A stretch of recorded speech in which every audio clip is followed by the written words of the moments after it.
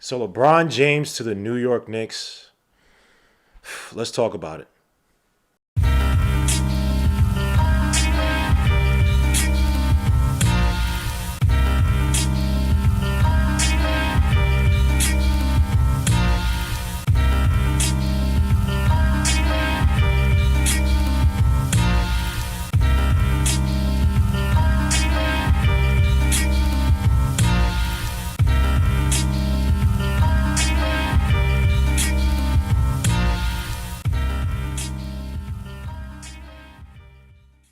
Now, it was reported last Friday by the Post that Leon Rose and Rich Paul came together and hashed out some issues that have been lingering on for several years. Now, if you remember, Leon Rose was the original agent of LeBron James back when he was with CAA, but he switched over to Rich Paul around 2012 and joined Clutch Sports. Now, the fight between Leon Rose and Rich Paul has kind of spilled out over the years. It seems there have been some proxy wars. Remember, there was this push to invalidate Rich Paul as an official agent. You had agents coming out anonymously and saying that he's trying to run the NBA like AAU, all this talent acquisition. Again, he runs about 1.36 billion, or represents 1.36 billion in player contracts. And he's had some issues in the past, some really interesting conflict of interest issues as well too. Remember, Marcus Morris got a deal from the Clippers, 3 years, 45 million. Now, this is right around the same time LeBron James went to the Lakers, and so there's this mad race to kind of gather up a bunch of arms to be able to take down LeBron James and the Lakers, or at least compete against them adequately. And remember, the Clippers offered Marcus Morris 3 years, 45 million.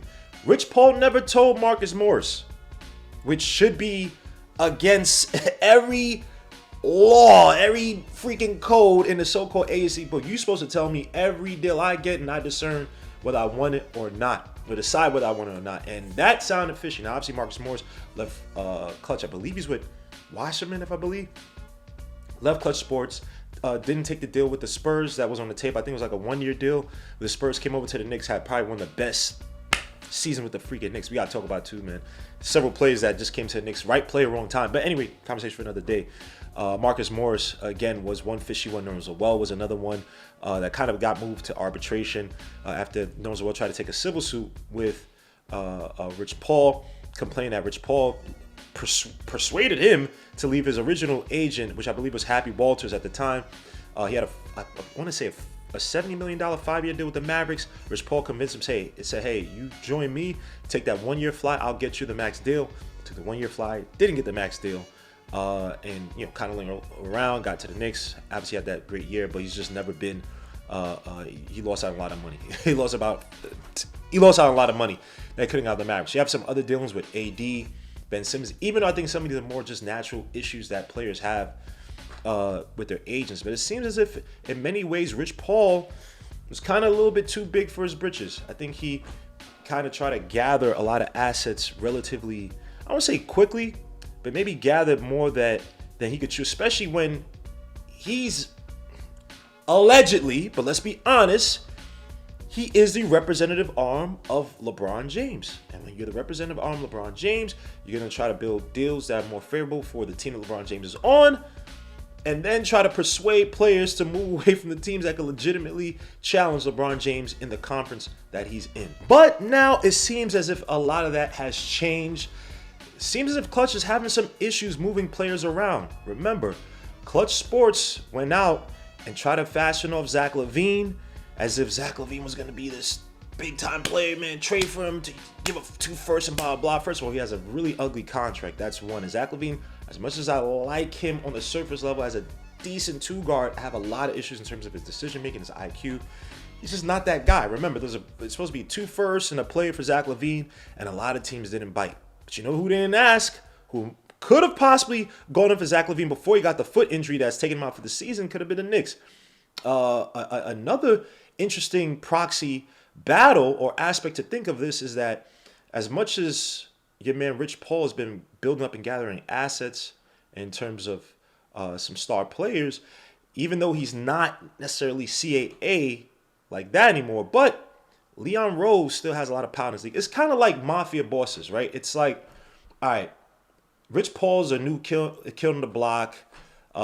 He's a new guy. He's moving up the ranks. He's a new hot shot. People give him respects. He's a good earner. He makes his freaking money. You know what I'm saying?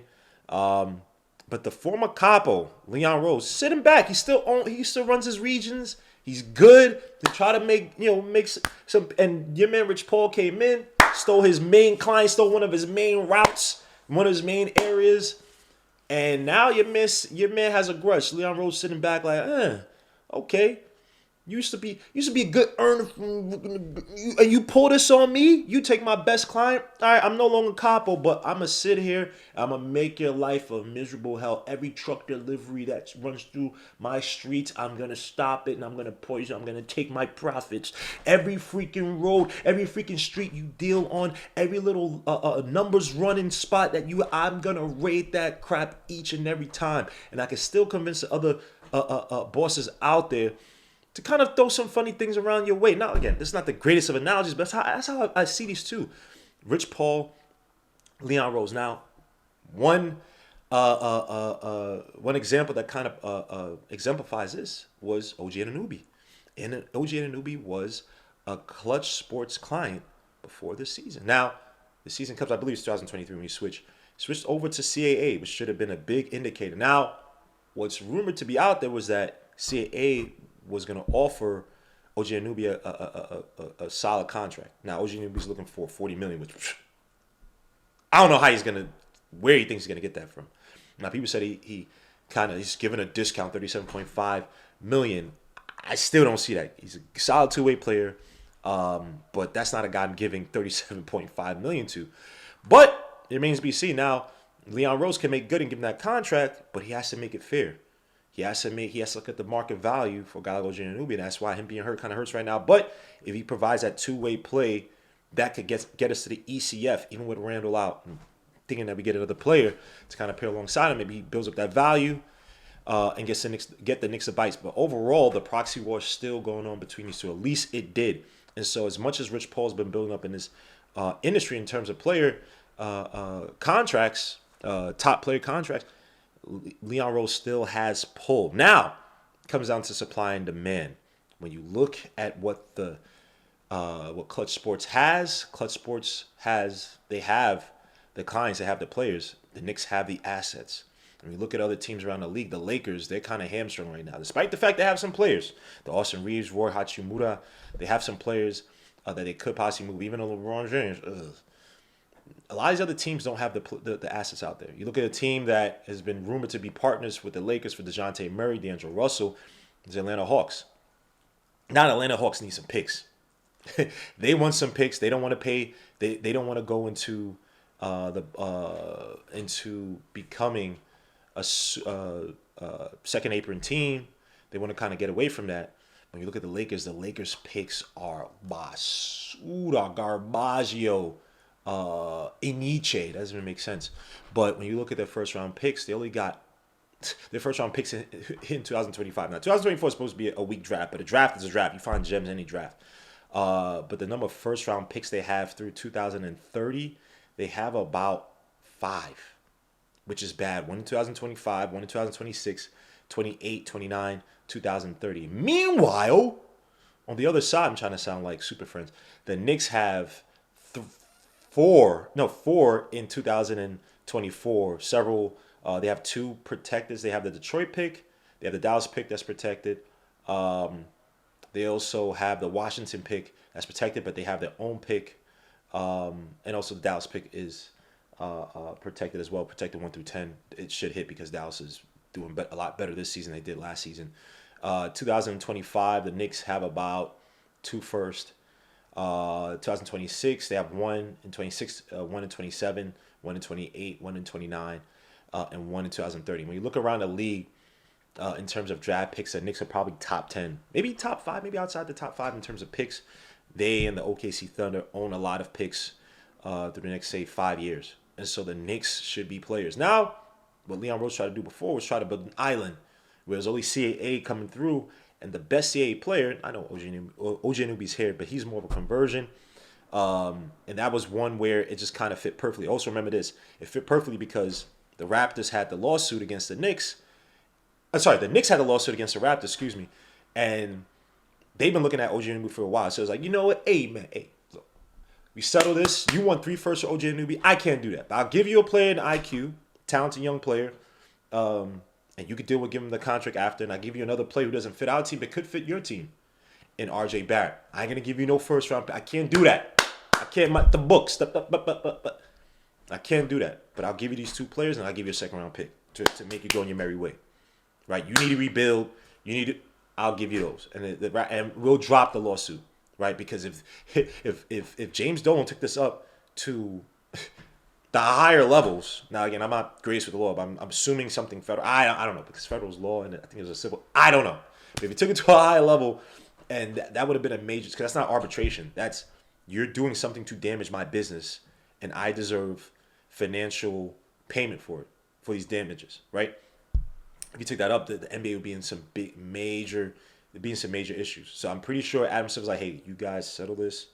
Raptors, let go of OG Anunoby. That's all they're asking for. Just let them have it. Let them trade the 2 picks, the 2 players. No first round. Let's just do it. Settle it on the table. And that's how Leon Rose got away with it. So we were fortunate on that end. But when you look at the CAA island, there's not a lot of players coming through. Everybody's looking for either Booker and Embiid now out with a meniscus tear, needs a surgery to fix it. So he's out the equation. And you look at Devin Booker, if they add a 4th piece, Miles Bridges, Bradley Beal, Kevin Durant, Devin Booker, they're probably going to try to compete for the Western Conference Finals at the very least for the next 2-3 seasons. So when there's a need, there's a way. Supply and demand. Now, when you look at a guy like Dejounte Murray making $17 million this year, balloons to around $24 million next year, but a player who the Hawks have been asking for 2 firsts at the very least, and a player because they're trying to make good on the initial trade they made with the Spurs and get back some of their assets. Dejounte Murray, he fits this team very well. Now, granted, his off-ball play is not the greatest. He's been trying to make it work with Trae Young, whose father said that Trae Young could play off the ball. It just remains to be seen. Dejounte Murray this year is shooting around 36.5% on catch and shoots, which is decent. It's okay. Could be a lot better. Spot up jumpers. I believe he is shooting around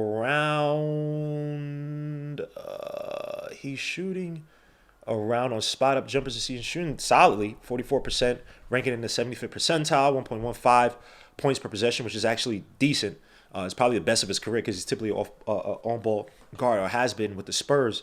And then when you look at just creation, isolation numbers are excellent. He's averaging around 56.3% from the field, 1.17 points per possession, good for the 88th percentile.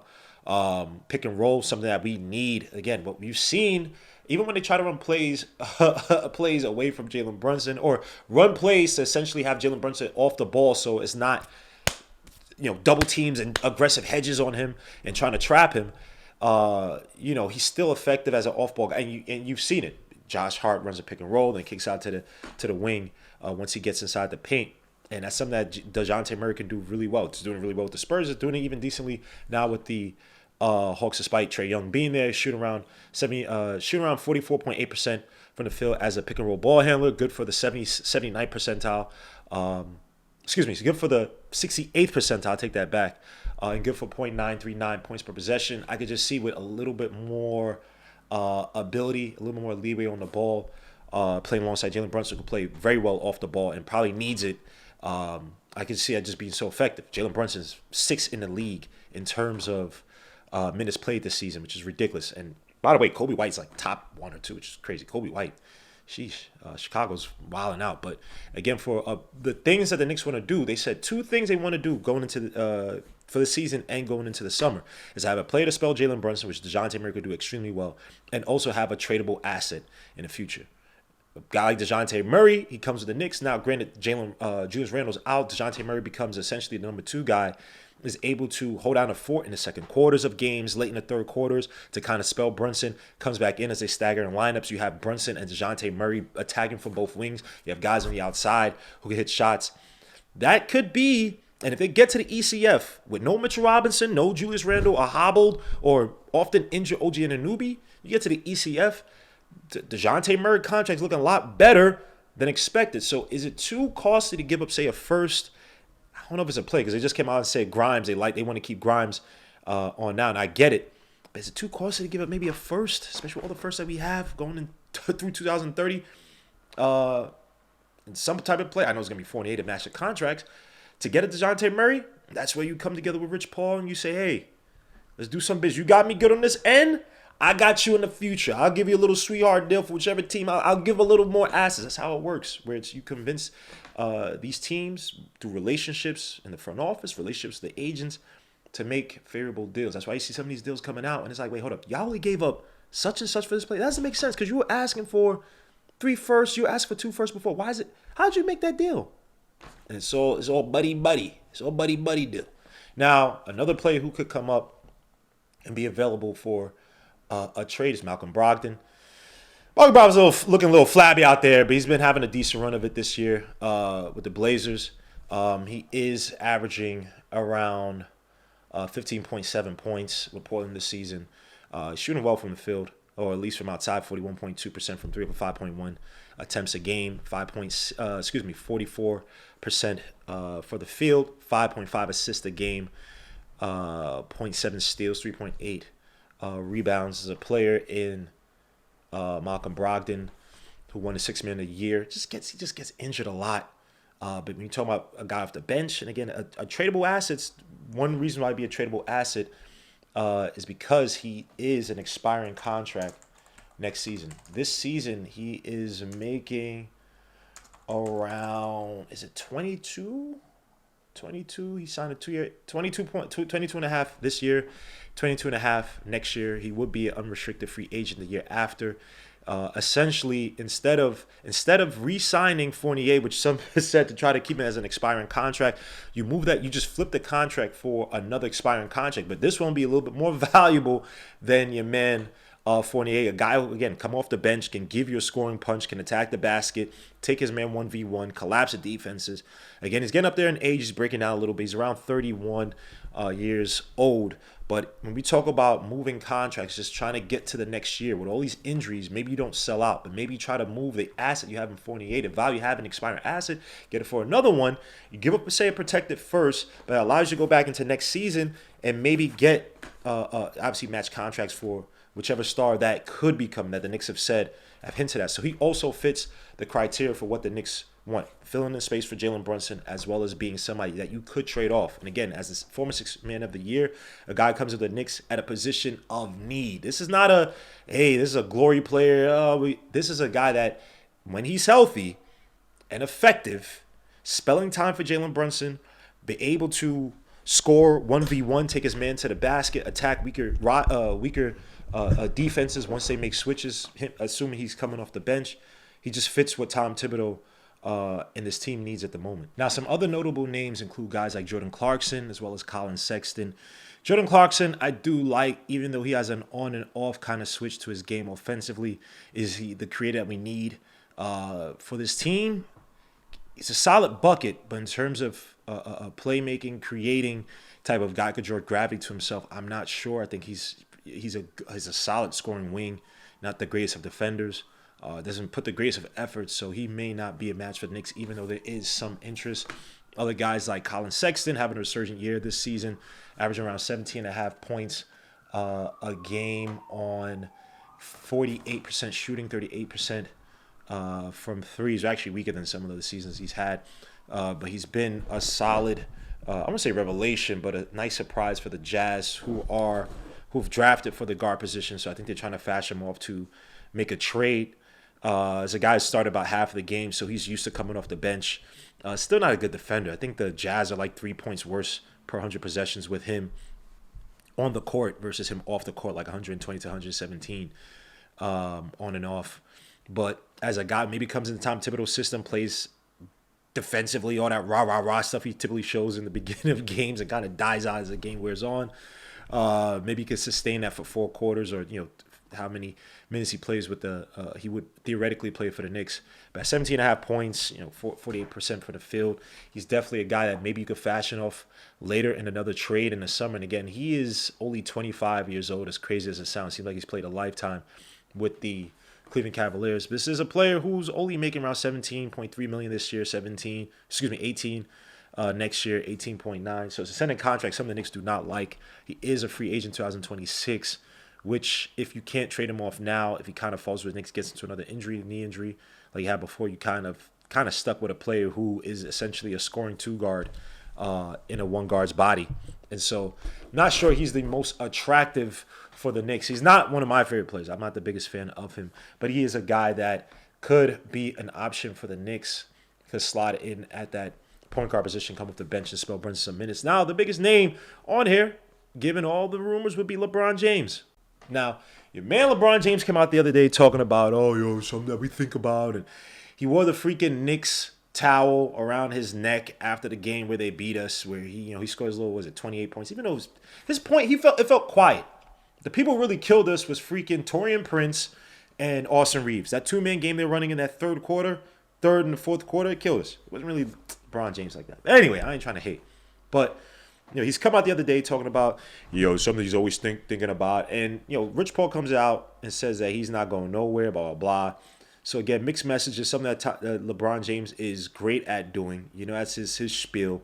Control the narrative, put out fillers out there, so then we come back in the next day and we're all talking about it and building up. But, again, if the Knicks don't have interest, how you building leverage? This is the same guy back in 2010 was essentially he said that the Knicks basically gave him like a bum-ass PowerPoint presentation to come on, which I don't agree with. I don't believe it. I think that Donnie Walsh and the team, the front office at the time, rolled out the carpet for him. But because he didn't want to seem like he was colluding, allegedly, with Dwayne Wade and eventually Chris Bosh, even though at the time they were talking to Carmelo Anthony as well, too, before he spoke to Chris Bosh, it seemed like he's just trying to hide that up. But he's coming out now trying to say that, he's always thought about it. He's taking these pictures like he did last time. It was a few years ago when they beat us at the Garden, taking, I always love playing here, blah, blah. Stop it. LeBron James making around $47 million this year. Now, someone put out the trade package that would work. Now, it would be Fournier and Randall. But honestly, at this point, even given Randall's injuries, even the fact that LeBron James is a superior player to Randall, I'm not choosing no damn LeBron James over Randall. I'm sorry. There's absolutely no way in hell the Knicks fall into the same fallacy, the same idiotic moves that we have in the past where we're trading for these aging stars to try to win. Now, back in the day was to try to keep the engine going. Obviously, after Ewing, Starks, that era kind of died out. Then you had Allen Houston, and then Sprewell holding the fort down, doing their thing through the late 90s into the early 2000s. The Knicks try to go back and retool. And then picking these aging guys, trading guys like Nene for Antonio McDaniels, going for guys, some of these older players, the guys are washed up, no offense, the McGrady's, the Vin Bakers, going for these aging guys to try to see if they can recapture magic, acting like we like AC Milan of the freaking 2000s. It's a great reference. I hated AC Milan. But anyway, I'm a United fan. We lost to them in the Champions League. Anyway, that's a topic for another day. That'd be the wrong thing for the Knicks to do. LeBron James at this point can't even carry the Lakers. With all those wings on that team with AD, they got mollywopped by the eventual champions and the Nuggets. I'm not saying the Nuggets was sweet like that, but it wasn't as if people had the Nuggets win the championship last year. Let's be honest. So for us to sit up here and act as if LeBron James is going to carry us, a ball-dominant guard who's not going to be playing defense, he'll give you a flash play here and there, but you essentially have to cover him defensively, him and Brunson for the most part. Brunson can play off the ball, but he's going to have to become a glorified three-point shooter and creator when LeBron James is sitting, which, again, he's trying to stagger lineups. It's just not going to work. So no good defense. He's getting up there in age. Then he's going to want to play with his son, who's at USC. And no disrespect to his son. I swear in my life, there's absolutely no respect to his son. His son ain't built like that. I'm not wasting a first-round pick to appease him because he's a chosen. To appease him and waste a roster spot. We're ready to do that with Ryan Archdiacono. No offense.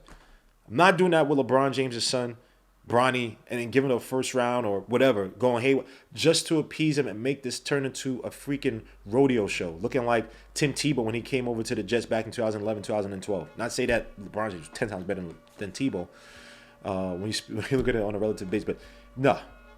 That would be an absolute mistake. It would be a joke from the front office to give up all that money for LeBron James. And again, he wants an extension, so it's not even going to be just the $47 million. He's probably going to want an extension with the Knicks if that's to happen. Again, I don't think it's going to happen. I think LeBron James is trying to leverage the Lakers into doing that. Right now, the Lakers don't have many draft picks like I mentioned before, so they're kind of hamstrung. Got to go on LeBron, and the Lakers, they don't like to rebuild. They don't like to build again. That's just not the name of the game. They're going to try to trade until they make it work with whatever stars that they have and whatever surrounding talent. So LeBron James, I am more than good on. I hope the Knicks don't do it. I hope there's not a play for Leon Rose to try to steal LeBron James. He can't make LeBron James now leave Clutch. He's not leaving Clutch. That's basically his agency. But I don't think Dolan is leaving anytime soon. But there were talks behind the scenes that LeBron James eventually wanted to own the team. And with the James Dolan being tied to some questionable figures, would there be an angle for LeBron James to someday own the Knicks? What y'all think about that? Would there be an angle for LeBron James to somehow own the Knicks? Now, I'm pretty sure Rich Paul would have to leave Clutch. They'd have to rid their hands fully of it, because now you're talking about ownership, and these owners, they don't like no funny business for the most part. They already seen LeBron James, a little conflict of interest, so they've had their issues. Other agents probably had their issues, like I mentioned before. But him owning the Knicks, if James Dolan has to bow out, I'm pretty sure they're going to be some of the buyers. But I'm just saying, hypothetically, just putting it out there. Just think about that. LeBron James owned the Knicks, because James Dolan can no longer own it. LeBron James comes over here as a player that eventually turns into an owner. It makes me want to throw up. But we will definitely see. But guys, that's about it. Just want to cover some news with Rich Paul, Leon Rose, powwow getting together. The two mafia bosses now starting to build. Like I said, supply and demand, it only makes sense. Can't live on an island. And if you have too much supply, man, then you start to devalue that supply. The value of scarcity goes down if you can't make that trade. You can't move assets. You got all this merchandise, and it's going nowhere. And people start realizing that merchandise is not as good as you out to make it. So now you got to lower the price. But the Knicks come into play, which before is an artificial embargo on the Knicks. Knicks come into play now. Maybe some of those assets can move, and it helps the Knicks out now, and can help the Knicks out in the future. If you could trade for, say, a Brogdon or Dejounte Murray, the value builds up, especially now that Brunson needs help. If you're even going to have a chance to try to snap the ECF with so many guys out, only makes sense to do business. You're more powerful when the synergy, when it grows, when the family grows. You can do business with even your enemies versus not doing it and being asked out. But guys, hit the like, subscribe to the channel. Make sure to hit the dark notification bell so you get each and every notification for each and every video I put out. Make sure to also visit underdogfantasy.com. Use the code word Legion LOK to get matched up to $100. The Super Bowl is coming up this Sunday. Brock Purdy versus Patrick Mahomes. Definitely go bet on that. It's going to be a plethora of bets, especially for first-time users. There are going to be some deals for you guys, so please go to underdogfantasy.com and use the code Legion LOK to get matched up to $100 on your first deposit. I appreciate you guys, man. Peace, Lou. God bless, and I will see you guys later.